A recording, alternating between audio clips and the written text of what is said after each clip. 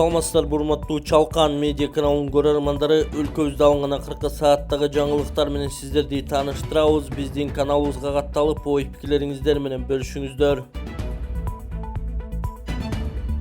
Президент Жорж менен колледждердеги окуу акысын көтөрүүгө тыюу салды. Президент Садыр Жапаров кесиптик жогорку жана орто билим берген окуу жайларга студенттер төлөгөн акыны жогорулатууга тыюу салган жарлыкка кол койду. Бул туурасында мамлекет башчынын маалымат кызматы кабарлады. Бул кадам билим берүү кызмат көрсөтүүлөрүнө жеткиликтүү камсыз кылуу, жарандарды социалдык жактан коргоону күчөтүү, билим алуучулардын укуктарын жана муктаждыктарын ишке ашыруу максатында жасалганы айтылган. Бул 2026-2027 окуу жылга тиешелүү болмокчу. Урматтуу Москвадагы мекендештер, Кыргызстанга жүк салууну каалап, бирок кимден жиберүүнү ойлонуп жаткан болсоңуз, биз сиздерге ишенимдүү ишкерди сунуштайбыз. Бул ишкердин аты жөнү Зайырбек Маматкаримов.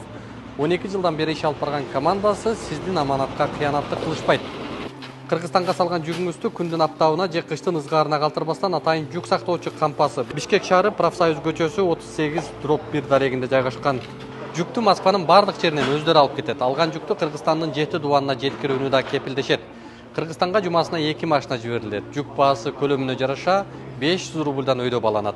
Дареги Нижегородское метросу, Перовское шоссе 9, строение 7. Байланыш номерлери +7 926 788 70 70, +7 929 624 63 64. 1000 сом менен нарынга учууга болот. Ички каттамдарга убактылуу акция башталды. Кыргызстан аэропорттор ачык акционердик коому жана Осман Airlines мамлекеттик авиакомпаниясы Бишкек нарын Бишкек багыты боюнча атайын акциялык кампания башталганын билдирди. Маалым болгондой 1-майдан тарта жүргүнчүлөр үчүн бир тарапка 1000 сом өлчөмүндөгү туруктуу тариф киргизилет. Бул борбор менен Нарын облусунун ортосундагы аба каттамдарын кыйла жеткиликтүү кылат. Ошондой эле бул демилге аймактар ортосундагы байланыштарды өнүктүрүүгө, ички туризмди колдоого жана алыскы региондордун транспорттук жеткиликтүүлүгүн жогорулатууга багытталган. Акция 2026 жылдын 31-июлуна чейин уланат. Бишкек нарын багыты боюнча туруктуу тарифти киргизүү бул аймактык авиация өнүктүрүүдөгү жана ички туризмди колдоодогу маанилүү кадам. Нарын облусу уникалдуу жаратылыш потенциалына ээ жана биз мындай демилгелер аркылуу көп адамдар бул аймакты жакындан таанып биле алат деп ишенебиз, деп белгиледи Кыргызстан аэропорттор ачык акционердик коому башкармалыгынын төрагасы Манасбек Самидинов. Экс-депутат Сатыбалдиев коомдук жайда тамеки чеккен үчүн айыпка жыгылды. Жогорку кеңештин мурдагы депутаты Элнурза Сатыбалдиев 1-майда Өзгөн шаарындагы Борбордук стадиондо майрамга карата уюштурулган иш-чарада тамеки чеккен үчүн 3000 сом айыпка жыгылды. Бул тууралуу Ош облусунун ички иштер башкармалыгы билдирген. Элнурза Сатыбалдиев 2007-2009 жылдары башкы прокурор болгон. 2021 жылы Жогорку кеңештин 7-чакырылышына өткөн шайлоодо номер 12 Өзгөн шайлоо округунан катышып депутат болуп шайланган. Ушул жылдын март айында Бишкектеги Токтоболот Абдумомунов атындагы Кыргыз драма театрынын имаратынын алдында тамеки чеккен үчүн Ички иштер министри Улан Ниязбеков да айыпка жыгылган. Коомдук жайларда тамеки тартууга тыюу салган мыйзам 2021 жылы иштей баштаган. Ага ылайык тыюу салынган жерлерде чылым чеккендерге 3000 сом айып пул салынат. Кумтөр жарым өнөр жайлык орнотмо сатып алды. Кумтөр ишканасы калдыктарды кайра иштетүү долбоорлорунун алкагында өндүрүмдүүлүгү суткасына 2,5 тонналык адистештирилген жарым өнөр жайлык орнотмо сатып алды. Орнотмонун негизги максаты долбоордун технологиялык параметрлерин ген жайдын реалдуу шарттарында сыноого алып, көрсөткүчтөрдү тастыктоо болуп эсептелет. Жарым өнөр жайлык сыноолорду өткөрүү ири байытуу фабрикаларын куруудан мурун аткарылуучу милдеттүү стандарт болуп эсептелет жана лабораторияда алынган маалыматтарды растоо технологияны үзгүлтүсүз режимде иштеп чыгууга мүмкүндүк берет. Жарым өнөр жайлык орнотмо өндүрүштү оптималдаштырууга, технологиялык процесстердин натыйжалуулугун жогорулатууга жана алтынды бөлүп алуу коэффициентин көбөйтүүгө багытталган изилдөөчүлөрдү жүргүзүүгө жардам берет. Келечекте кумтөрдүн эле эмес, жанаша жайгашкан тоголок, жаңгарт кендеринин да рудаларына изилдөө иштерин жүргүзсө болот. Мындан тышкары жарым өнөр жайлык орнотмо жаш кадрлар үчүн практикалык окутуу базасы катары колдонулуп, алардын өндүрүштөн ажыратпай үйрөтүүгө эң мыкты шарт түзмөкчү. Ысык-Көлдө 3000 чукул жөө-гүлүк катышкан марафон өттү. Чолпон Ата шаарында ШКУнун алкагында жыл сайын уюштурулуучу Run the Silk Road марафону өтүүдө. Буга чейин иш-чарага 20 өлкөдөн келген 3000 адам катыша турганы айтылган. Жөө-гүлүктөр 3 чакырымдан 42,2 чакырымга чейинки ар кандай аралыкка чуркашууда. Спорт агенттиги марафондун максаты эл аралык мамилелерди спорт аркылуу бекемдөө экенин белгиледи. 11 майдан тартып жергиликтүү бийлик эл менен жолугушууларды өткөрө баштайт.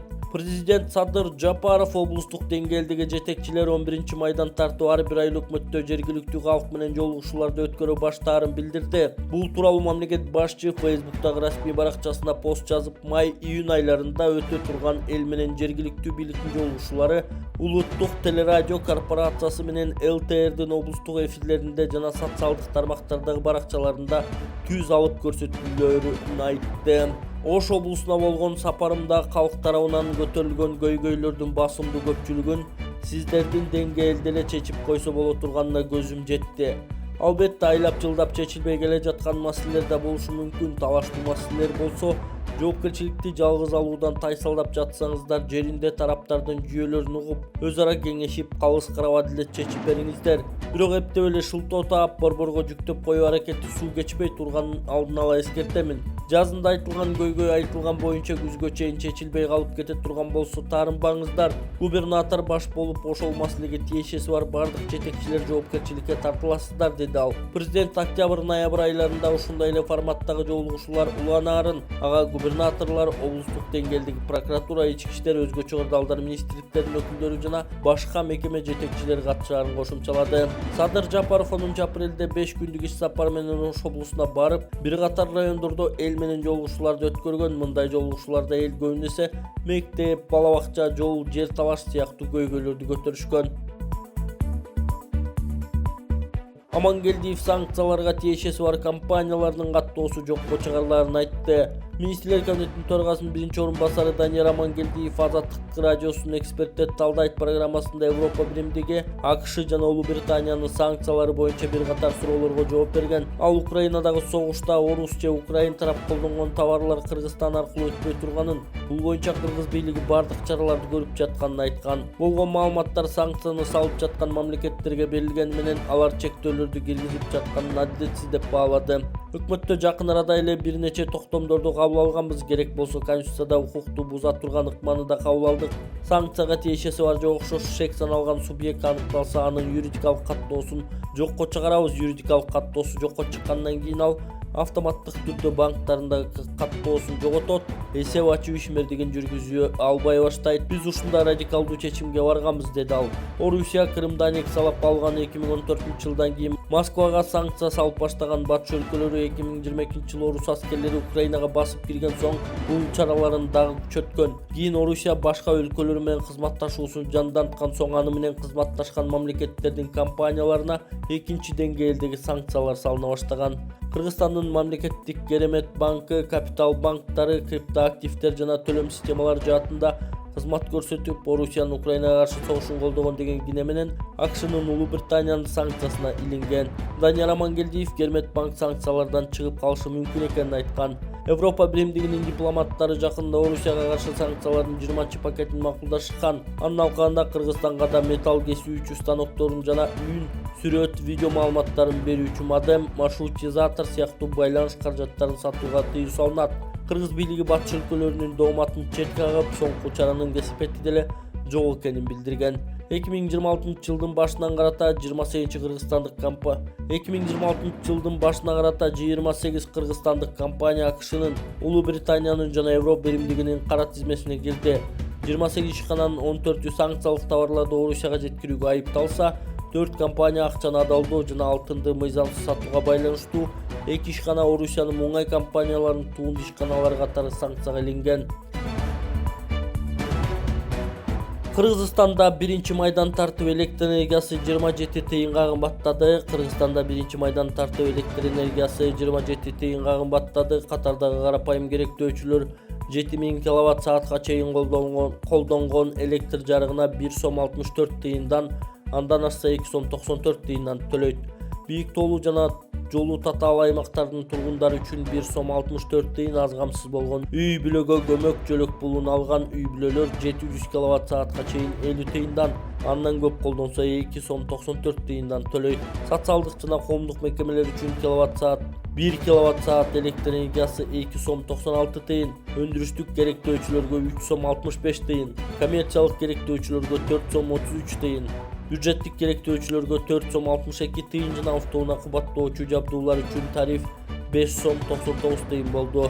Өлкөдө инфляциянын көрсөткүчүнө жараша жыл сайын 2030 жылга чейин 1-майдан тарта электр жарыгынын баасы көтөрүлүп турат. Ага ылайык 2027 жылы 33 тыйын, 2028 жылы 39 тыйын кошулат. 2029 жылы 47 тыйынга жана 2030 жылы 57 тыйынга көтөрүлөт. Расмий маалымат боюнча Кыргызстан 2026 жылы 16,6 миллиард киловатт саат электр жарыгын колдонот деп эсептелген. Анын ичинен 15,7 миллиард киловатт сааты Кыргызстан өзү өндүргөн электр энергиясы менен жабат деп күтүлүүдө. Калган 4 миллиард киловатт сааты коңшу өлкөлөрдөн сатып алат. Кыргызстан өзү өндүргөн электр энергиясы керектөөнү жаппайт. Ушундан улам жыл сайын күз-кыш мезгилинде Казакстандан, Түркмөнстандан, Өзбекстандан жана Орусиядан электр жарыгын сатып алат.